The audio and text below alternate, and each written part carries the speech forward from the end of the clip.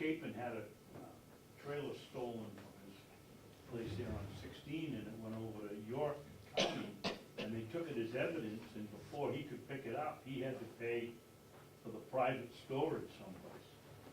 But that was, it was only a matter of a week or two, so the thing hadn't gotten wrecked. But, you know, why can't we explore the possibility of putting it somewhere and having the owner of the tow area charge the person? Well, I think it's No, all on the table, and I think we we can need certainly to look into protect it it. for evidence, that's the problem. Wherever the tow company hauls it, we're not secure we're not sure that that's gonna be a secure area for evidence. And as the attorney says, we gotta have a chain of, whatever, ownership or, what do you call it? Chain of evidence. Of evidence, okay.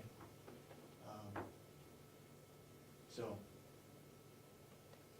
And if, you know, we have a vandalism or anything like that, and then the evidence is tainted, it could lose the whole case. yep.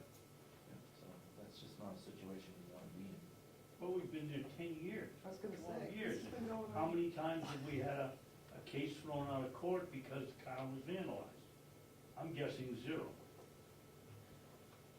Well, it's been there longer than that. Again, when I first came, there was a tree 8 inches in diameter going right up through a Jeep that was stored there. So it's been there a long, long, long, long time. Yes, sir? Aren't there cameras, is the evidence, are there cameras somewhere on that lot? I mean, No. that camera's very close to the jail, so the cars, the vehicles are not close to the camera. No. Yes, sir? So is the order to cease and desist, has that been rescinded? So what I heard you guys say is he can now allow the cars to go into the lot. It sounded like there was a cease and desist there. Well, I'd let the other two commissioners speak and say however they feel. My feeling is if our county attorney needs to have a place to store a vehicle for evidence to take to court, then we ought to provide that service, and it should be here. That's my feeling. How do you feel? Yeah, I agree with that. I think if some towns don't provide that, you said some towns don't, they cannot store a car, so I think then you have to bring them here. How do you feel? Unfortunately, I have to go along with that. I would prefer to see it in a better location. I would prefer to see it in a more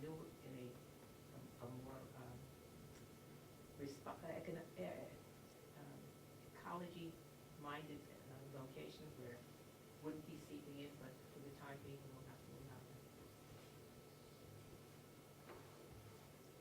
Better than where it is now. Yeah, and anything we can do to move forward to the other location because of, you know, advantages, because of where we are in construction. I would ask, though, that when a case is adjudicated, and when you no longer need to hold that you make the point of getting it out of there as soon as possible. Right. And I can say from my position, that's, you know, as well as, you know, prisoners in the jail and monitoring, the more that process is organized with policies, procedures, and logging, we won't be in the situation we were a few months ago where, you know, we were asking, where are the owners of these vehicles and what cases? And so that's whatever I can do to get this organization and responsibility, then we will gladly do that.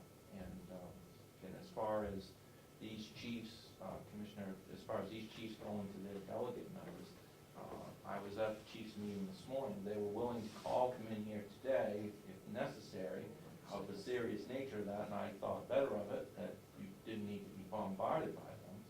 But I'm sure their representatives know what their feeling is on this. I still think they should call their representative Yep. and explain what their problem is. And it probably ends up between you and Lieutenant Santuccio as to the policies that are made on those vehicles out there. He's he's responsible for inventory, and he's also responsible for getting rid of the vehicles. And we'd be glad to file those motions, and we'll do that. And, you know, so that it's orderly and the best we can do. And in a timely manner. Yes. Okay, any further discussion regarding the impound yard? So that's a vote. Seeing none? Is that a Well, vote? that's agreeable. I just You wanted, got I the. think Damon was reminding us of that. I know. Before we get too far along. Yes, sir. Just for the record, is there any security on this area at all for the people who don't know anything about the I'm impound sorry? yard? Any security. For the people that don't know anything about the impound yard, is there any security at all on this No. lot? No? So it's open to the elements, there's no fence around it, there's no camera, there's Yep. nothing. Correct. So the county attorney or prosecutors can take somebody's life, liberty, or property through the courts, and the evidence that normally should be locked up where no one can tamper with it, people can get into that area and tamper with that evidence? Correct. That's why That's we're why we trying to want- do something about it. That's That's we why I'm wanted to here. change it. This has been a discussion since I've been coming to meetings for the last 5 years. Mhm. Precisely why we wanted to make. We're ready to do it this year.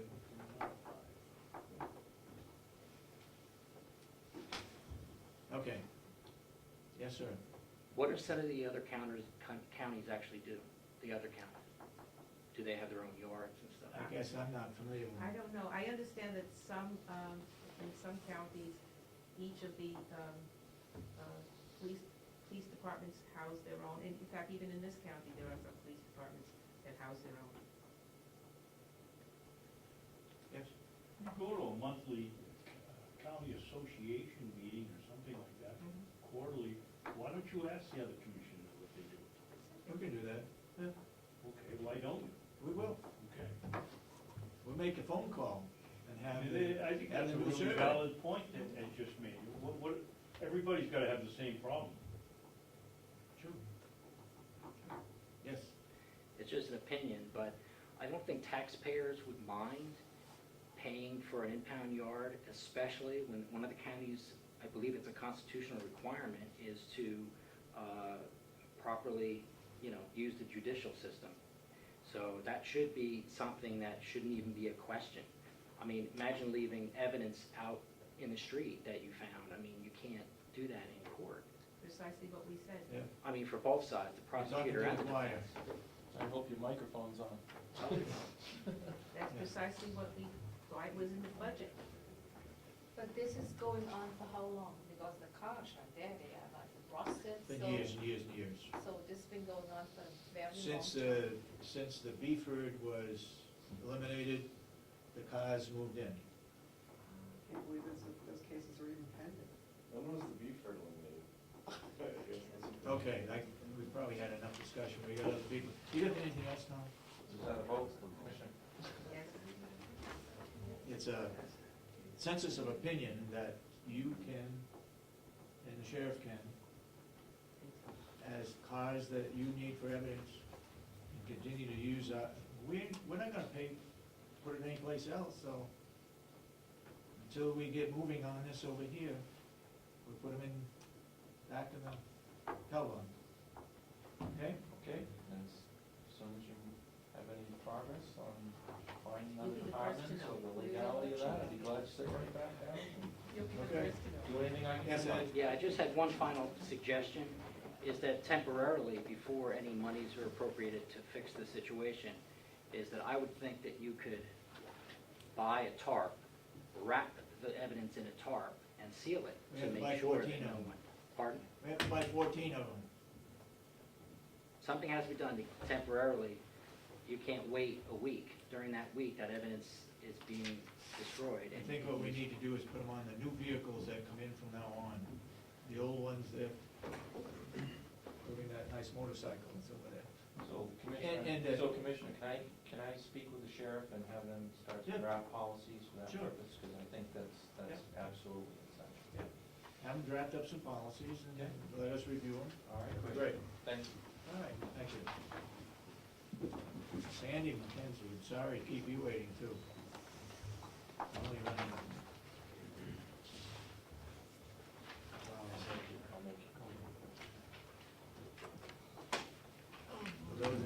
and Sandy McKenzie is our nursing home administrator, who's doing a superb job with our nursing home and the residents we have there. Afternoon, Sandy. Afternoon. Our census today is 101 residents. We have 9 Medicare residents, 26 private pay residents, 66 Medicaid residents. We had 1 death, and we have 2 admissions pending. And the reason for the admissions that are pending is that we've had some respiratory illness, as has the community of Carroll County as well as other areas. People start sneezing, coughing, developing some congestion. What we've done is we've closed C and D wing doors to remind residents to stay in their rooms or areas. And we do that because C and D, most of the residents there are cognitively impaired. Obviously, residents without symptoms are allowed to participate in group activities and move around the building. And we are delaying new admissions at this time, and hopefully, whether it be Friday or Monday, we'll be able to take those residents, our potential residents.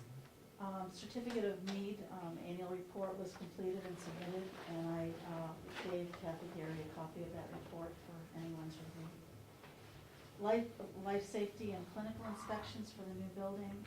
I spoke to Adam Riley today, and basically I updated him so that he knows that our occupancy date has moved a little bit, just to make him aware. I've also spoke to the state, having to do with their state and federal survey as well as clinical survey, and so they're in the loop as well, and I think that has been and continues to be organized, and I will keep them up to date. We are going to have a Red Cross Bloodmobile April 30th, which is Saturday, from 9:30 to 2:30, and if anyone's interested, they should be contacting Mountain View, and Jen Chiavaci will assist them as How do you needed. pronounce your last name? Chiavaci? Shivaji. Yeah. Excuse me, what is that state clinical survey again? We need to have, before we're able, we work under 2 regulations, sets of regulations. One is state rules for nursing home, and the other is federal regulations for centers of Medicare and Medicaid. So when we're ready to potentially move in, or once we have the occupancy permit, state and federal surveyors will come up, as well as state clinical, and they'll look at the rules for nursing homes to make sure that we're in compliance with that. And I believe they'll come up probably mid-August to do that. Transition into the new building, Cheryl Delisle, our Director of Nurses, has started working with staff as far as resident assignment in the new building. And it's rather an exciting time. Not only have I had residents coming into my office asking if they could have room near somebody else, but also they are asking, Cheryl is asking staff, particularly LNAs, on all 3 shifts to make sure, to get their input and to talk about what works, and because you want to make sure that we can meet their needs as best we can, and obviously we want to make sure that the intensity of service is broken out into different areas and it's not all on one unit. Mr. Lichko was here, and we'll be meeting with Rob Horace and Cheryl Delisle, I believe this week, talking to Rob and Dietary and Cheryl in regard to the move to the new nursing home.